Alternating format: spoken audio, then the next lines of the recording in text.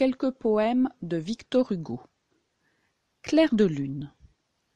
La lune était sereine et jouait sur les flots. La fenêtre enfin libre est ouverte à la brise. La sultane regarde, et la mer qui se brise, là-bas d'un flot d'argent, brode les noirs îlots. De ses doigts en vibrant s'échappe la guitare. Elle écoute, un bruit sourd frappe les sourds échos. Est-ce un lourd vaisseau turc qui vient des eaux de Caux, battant l'archipel grec de sa rame tartare? Sont-ce des cormorans qui plongent tour à tour et coupent l'eau qui roule en perles sur leur aile? Est-ce un djinn qui là-haut siffle d'une voix grêle et jette dans la mer les créneaux de la tour? Qui trouble ainsi les flots près du sérail des femmes?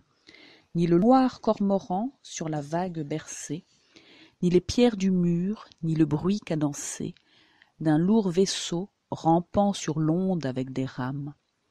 Ce sont des sacs pesants d'où partent des sanglots. On verrait, en sondant la mer qui les promène, se mouvoir dans leurs flancs comme une forme humaine. La lune était sereine et jouait sur les flots. Les djinns. Murs, villes et ports, asile de mort, mer grise où brise la brise, tout dort. Dans la plaine naît un bruit, c'est l'haleine de la nuit. Elle brame comme une âme qu'une flamme toujours suit. La voix plus haute semble un grelot d'un nain qui saute, c'est le galop. Il fuit, s'élance, puis en cadence, sur un pied danse, au bout d'un flot. La rumeur approche, l'écho la redit. C'est comme la cloche d'un couvent maudit, comme un bruit de foule qui tonne et qui roule, et tantôt s'écroule, et tantôt grandit. Dieu, la voix sépulcrale des djinns, quel bruit ils font! Fuyons sous la spirale de l'escalier profond.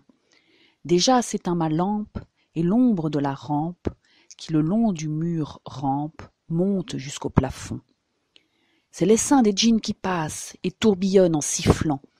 Les ifs que leur vol fracasse craquent comme un pain brûlant. Leur troupeau lourd et rapide, volant dans l'espace vide, semble un nuage livide qui porte un éclair au flanc. Ils sont tout près. Tenons fermée cette salle où nous les narguons. Quel bruit dehors, hideux armés de vampires et de dragons. La poutre du toit descellé ploie ainsi qu'une herbe mouillée, et la vieille porte rouillée tremble à déraciner ses gonds. Cris de l'enfer, voix qui hurle et qui pleure, l'horrible essaim poussé par l'aquilon, sans doute au ciel s'abat sur ma demeure. Le mur fléchit sous le noir bataillon. La maison crie et chancelle penchée, et l'on dirait que du sol arraché, ainsi qu'ils chassent une feuille séchée, le vent la roule avec leur tourbillon. Prophète, si ta main me sauve de ces impurs démons des soirs, j'irai prosterner mon front chauve devant tes sacrés encensoirs. Fais que sur ces portes fidèles meure leur souffle d'étincelles, et qu'en vain l'ongle de leurs ailes grince et crie à ces vitraux noirs. Ils sont passés, leur cohorte s'envole et fuit, et leurs pieds cessent de battre ma porte, de leurs coups multipliés. L'air est plein d'un bruit de chaînes, et dans les forêts prochaines frissonnent tous les grands chênes sous leur vol de feu plié. De leurs ailes lointaines le battement décroît, si confus dans les plaines, si faible que l'on croit ouïr la sauterelle crier d'une voix grêle, ou pétiller la grêle sur le pont d'un vieux toit. D'étranges syllabes nous viennent encore, ainsi des Arabes, quand sonne le cor, un chant sur la grève par instants s'élève, et l'enfant qui rêve fait des rêves d'or. Les djinns funèbres, fils du trépas, dans les ténèbres, pressent leurs pas. Leur essaim gronde, ainsi profonde, murmure une onde qu'on ne voit pas. Ce bruit vague qui s'endort, c'est la vague sur le bord, C'est la plainte, presque éteinte, d'une sainte pour un mort. On doute, la nuit, j'écoute, tout fuit, tout passe, l'espace efface le bruit.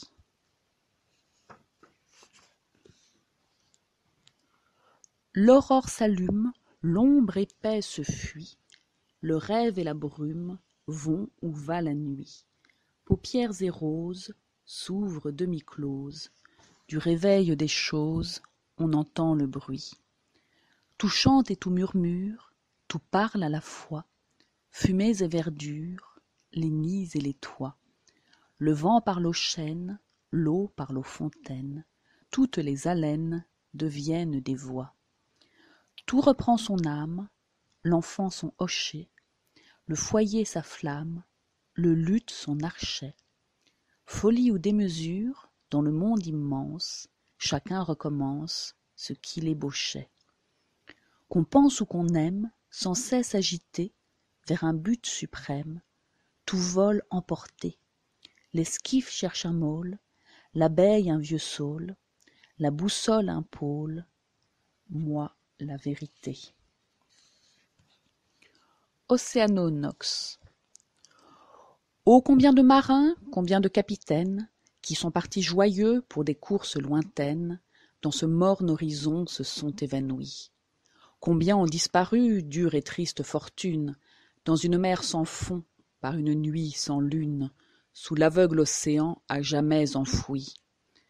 Combien de patrons morts avec leurs équipages, l'ouragan de leur vie a pris toutes les pages, et d'un souffle, il a tout dispersé sur les flots.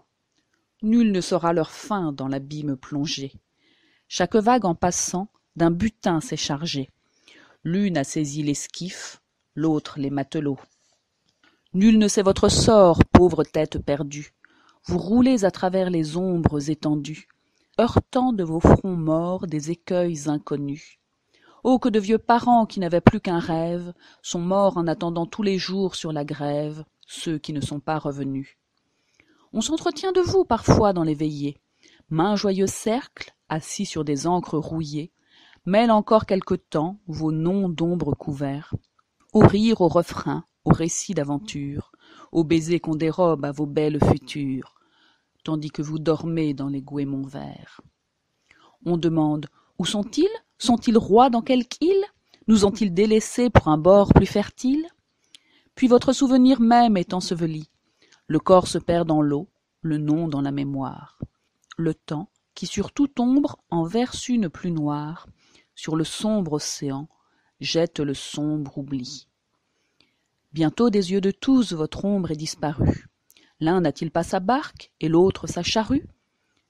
Seuls durant ces nuits où l'orage est vainqueur, vos veuves au front blanc, lasses de vous attendre, parlent encore de vous en remuant la cendre de leur foyer et de leur cœur.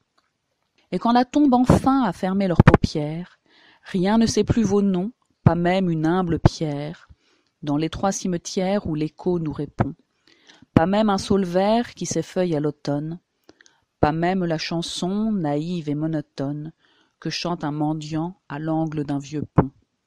Où sont-ils les marins sombrés dans les nuits noires? Ô flots que vous avez de lugubres histoires! Flots profonds redoutés des mers à genoux, vous vous les racontez en montant les marées, et c'est ce qui vous fait ces voix désespérées que vous avez le soir quand vous venez vers nous. Nuit de juin. L'été, lorsque le jour a fui, de fleurs couvertes, la plaine verse au loin un parfum enivrant.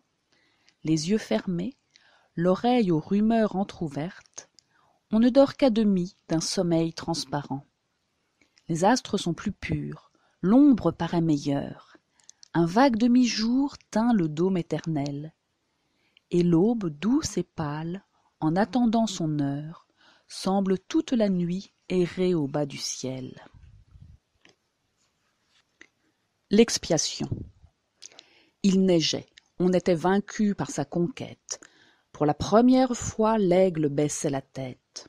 Sombre jour, l'empereur revenait lentement, laissant derrière lui brûler Moscou fumant. Il neigeait. L'âpre hiver fondait en avalanche. Après la plaine blanche, une autre plaine blanche. On ne connaissait plus les chefs ni le drapeau. Hier la grande armée, et maintenant troupeau. On ne distinguait plus ni les ailes ni le centre. Il neigeait. Les blessés s'abritaient dans le ventre des chevaux morts. Au seuil des bivouacs désolés, on voyait des clairons à leurs postes gelés, rester debout en selle et muets, blancs de givre, collant leurs bouches de pierre aux trompettes de cuivre. Boulets, mitrailles, obus mêlés aux flocons blancs pleuvaient. Les grenadiers, surpris d'être tremblants, marchaient pensifs, la glace à leurs moustaches grises. Il neigeait toujours, la froide bise sifflait. Sur le verglas, dans des lieux inconnus, on n'avait pas de pain et l'on allait pieds nus. Et ce n'étaient plus des cœurs vivants, des gens de guerre, c'était un rêve errant dans la brume, un mystère. Une procession d'ombres sur le ciel noir.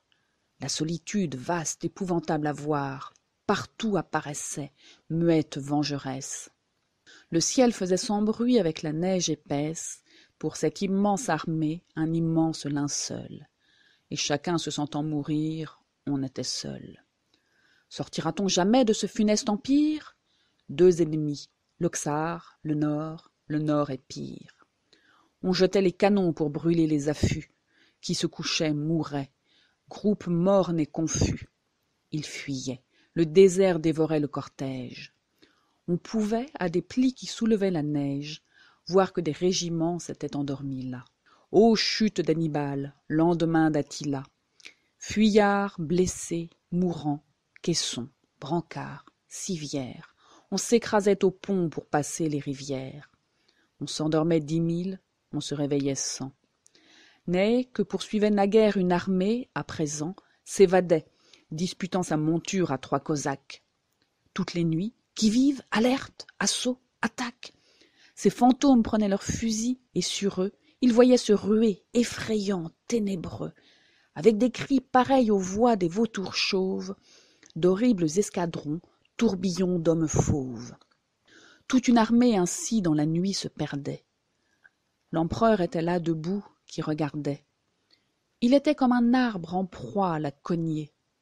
Sur ce géant, grandeur jusqu'alors épargnée, le malheur bûcheron sinistre était monté. Et lui, chêne vivant par la hache insulté, tressaillant sous le spectre aux lugubres revanches, il regardait tomber autour de lui ses branches. Chefs, soldats, tous mouraient, chacun avait son tour, tandis qu'environnant sa tente avec amour, voyant son ombre aller et venir sur la toile, ceux qui restaient, croyant toujours à son étoile, accusaient le destin de lèse-majesté.